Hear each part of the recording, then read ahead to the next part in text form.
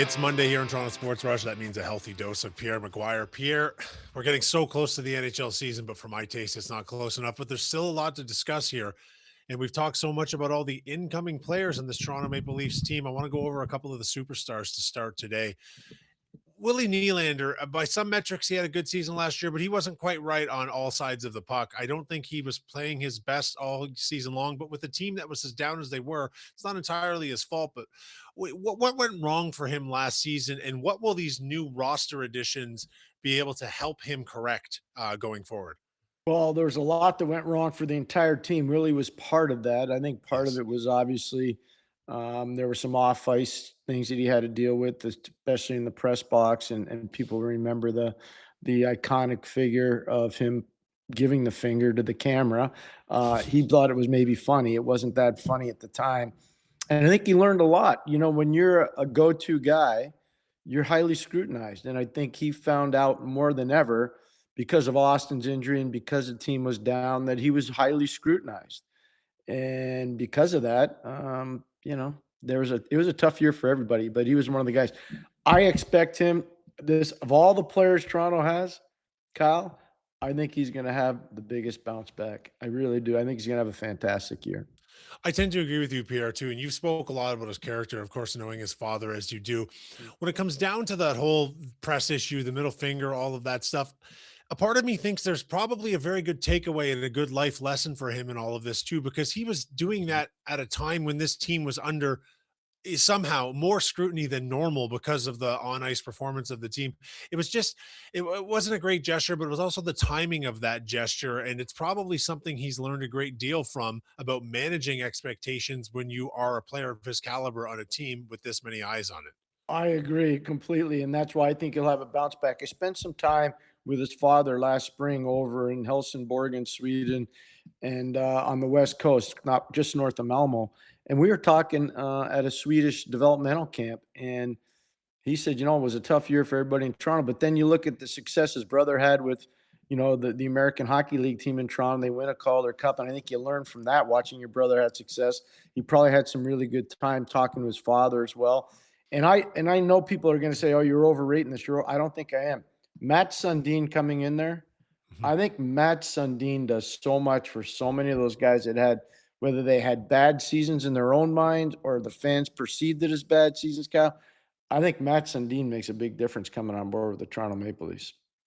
You've been pounding that drum for a while now, Pierre, but I completely agree with you. It's not just that he's an all-time NHL great. He's an all-time Toronto Maple Leaf great. He understands the market. He understands what it takes to play at a high level in that market, and he's going to have impact on players from the bottom of that roster. But I think much more specifically, the players at the top, the superstars on this hockey team, are going to benefit from having someone that is coaching them and leading them. I mean, he's not the coach, but coaching and leading off the ice, that is he's their peer, he's their equivalent on the ice, and that's a big difference maker.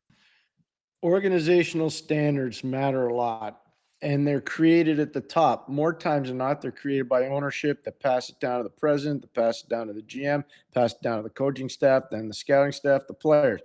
In this case, because it's a corporate entity that owns the Toronto Maple Leafs, it's a little bit different. And I think Sundin comes in with clear lines of communication with Keith Pelley. He comes in with clear lines of communications with John Chaika, and he comes in with clear lines of communications with Jimmy Hiller. So you put it all together, they'd be unwise not to listen to him. And I Yeah. think he will have a lot to say. And I do think it will make a difference. And I think it's of all the hires that have happened around Toronto, and there have been a lot of hires, as we all know, that one, Sundin, might have the biggest impact in the short term because of the impression he can leave on the players. I think so as well. I mean, obviously there's Shaka who is putting the players in place, but once that job is done, he leaves it to the rest of this management and coaching team and the roster itself to get the work done. He certainly held up his end, and we're about to see what effect Matt Sundin will have on this team. And he's a former captain of the Maple Leafs.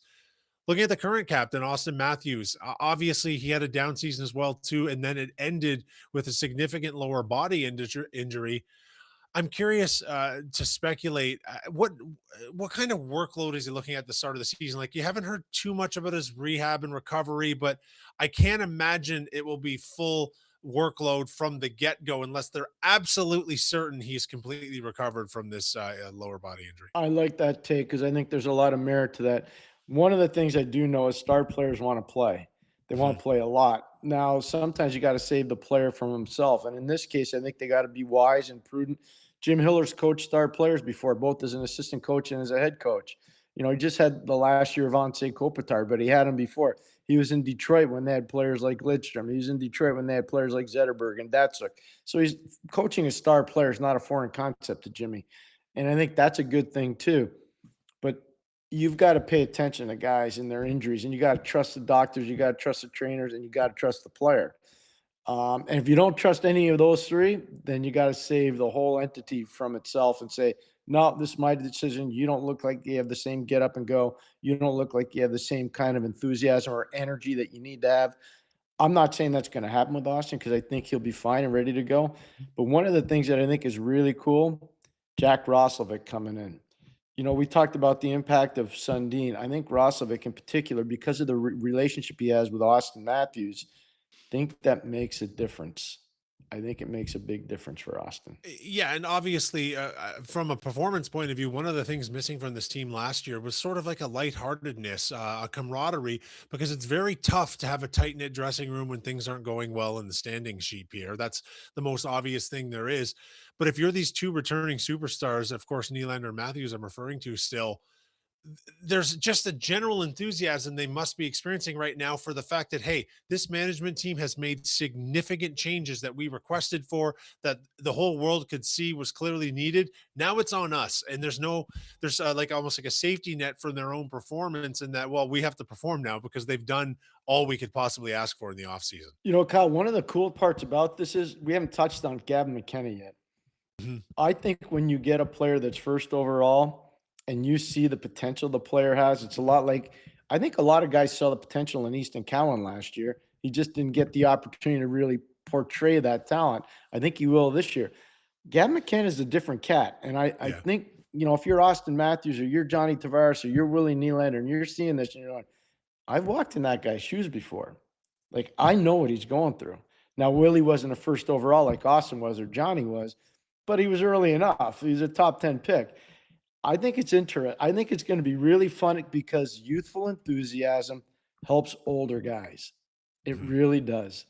And the late Branch Rickey with the Brooklyn Dodgers had an amazing saying: I much prefer the enthusiasm of youth than the nonchalance of old age. Now, I'm paraphrasing. That's basically what he said. And I think that's what Easton Cowan's going to bring. I think that's what Gavin McKenna is going to bring. That youthful enthusiasm is going to really pump up the older guys that are on that Toronto Maple Leafs roster. Pierre, where Gavin McKenna is concerned, the player on the roster right now is Tavares that I actually think of the most.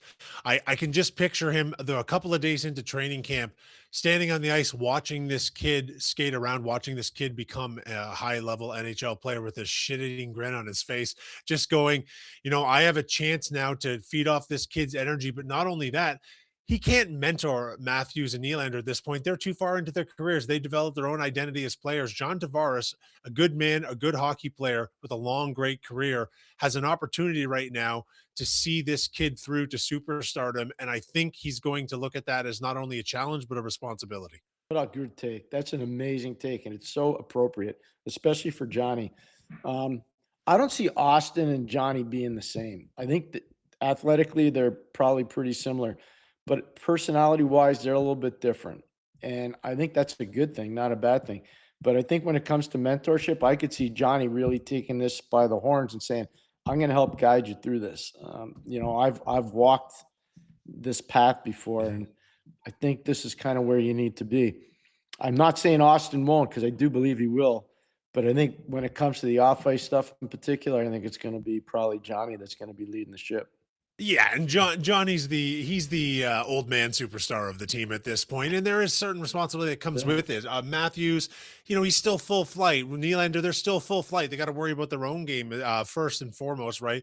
But I'm looking forward to seeing how Tavares takes on this role, and I know in his head he already has. I'm sure they've communicated, and if not, they're about to start communicating a lot. One of the great mentors of all time in this league, Bob Gainey was one of them in Montreal. And I remember being a kid watching him learn from Jean Beliveau and learn from John Ferguson and learn from Henri Richard, all these old Canadians, greats, Yvon Cornway, and then passing it along. But Larry Robinson, if you think about Larry Robinson mentored Chris Chelios, Larry Robinson mentored Rob Blake in LA, two completely different situations. Larry Robinson mentored Scott Stevens and Scotty Niedermayer and Kenny Danico. He wasn't a player then. He was an assistant coach in New Jersey. Like I look at Larry and everything that Larry did over time for great defensemen. Some are in the Hall of Fame. Some were close to being in the Hall of Fame. Larry did that. Johnny T, I think, is going to have that same impact on Easton Cowan. I think he's going to have that same impact on Gavin McKenna. I see. I'm not comparing Tavares and Robinson athletically because they're two totally different players, and play different positions, but similar in terms of how they perceive hockey and the leadership that's really part of it. Larry was amazing, and I think Johnny's amazing as well. And if you're Gavin McKenna, I don't think you can be stepping into a better situation. You're stepping into a team that will be competitive immediately. You're stepping into a team that has one of the league's best current superstars in Auston Matthews, assuming he rebounds from last year's performance. A very unique player in Nylander, and a longtime superstar in Tavares, who will provide you that mentorship. And I know this kid is smart enough to take, just as a sponge up, all that those three superstars and the rest of the roster around him can bring. Pierre, I want to also discuss Sergei Bobrovsky, because this is a complicated one coming into this season, because there is some speculation that his numbers were bad last year. But I really think, and I wonder what you think, those down numbers are reflective of a Florida Panthers team that was way down. They had an off season. Their similar season was very similar to the Toronto Maple Leafs last year. They performed below expectations. They got a lot of injuries through the lineup, and they simply just didn't. I think they ran out of gas after all those years of going to the finals. And I wonder how much of Bobrovsky's drop in numbers last year can be attributed to that. All of it. I'm just telling you right now. You sold me on that, and you didn't have to. I mean, the truth of the matter is, they went to the final 3 years in a row. They played extended series. The only one that wasn't was against Vegas, which was 5 games and done. Like that's okay. But the next year was a long 7-gamer. The next year was 6 games. A lot of travel. You think about it: Florida to Vegas, Florida to Edmonton. We're talking about massive amounts of travel for a team over 3 straight years. And let's also add, they had as many players go to the 4 nations as any other team, and they had as many players go to the Olympics as any other team. So you're compounding 3 straight trips to the finals, the 4 nations, and also the Olympics. It's crazy amounts of hockey. Yeah. And then the injuries. Like I was with Sasha Barkov over in Sweden last spring, and he's like, I'm going to be ready to go. Lundell was there with him. He says, I'm going to be ready to go. Like, I don't doubt that they're going to be ready to go. They've made some calculated additions. They clearly wanted to change the goaltending rhythm up by going out and getting Markstrom, who was a former first-round pick of theirs, by the way, in Florida. So they have internal knowledge of him as an organization. I'm not saying everybody that was there drafted him now, but the truth is that was a team that ran out of gas. I expect Bobrovsky to have a huge year, and he's going to want a PPW. He's going to want to prove a lot of people wrong.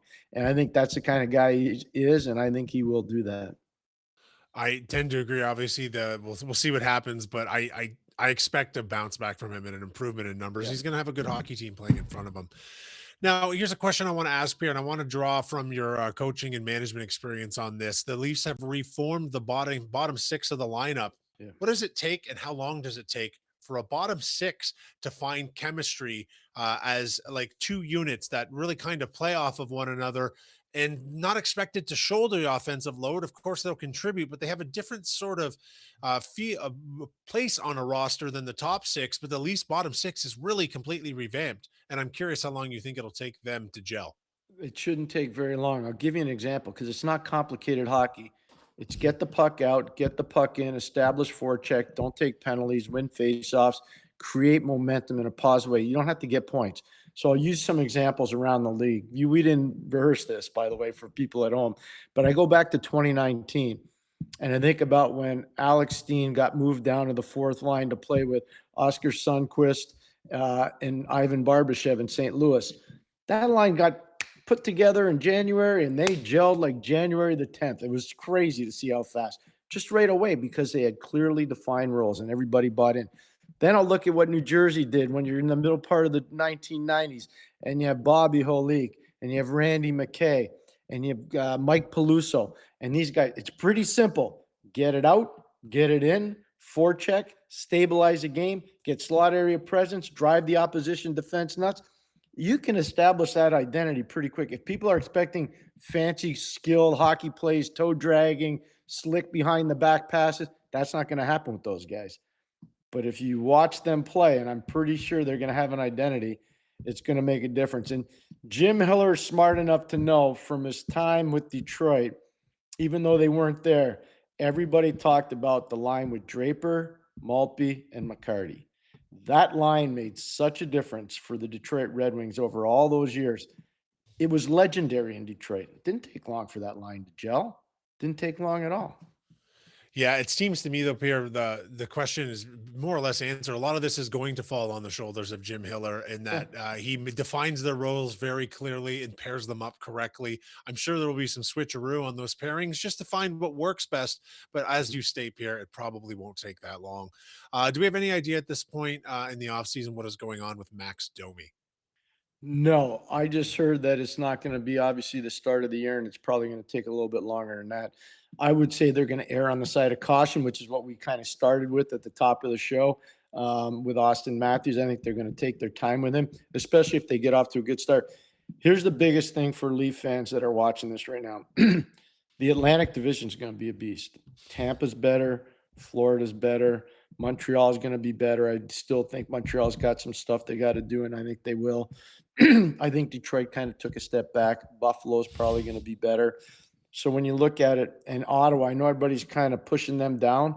Ottawa underrated is a little bit better than what people are saying. So just telling you, they got to get off to a good start. And we talked about that. If they get off Yeah. to a good start, they're going to believe in what the coach is selling. They're going to believe in what the GM went out and did this offseason. And then all of a sudden, everybody's going to be really excited in Toronto. When that market gets excited, it goes right on top of the team and helps everybody play bigger, faster, and stronger.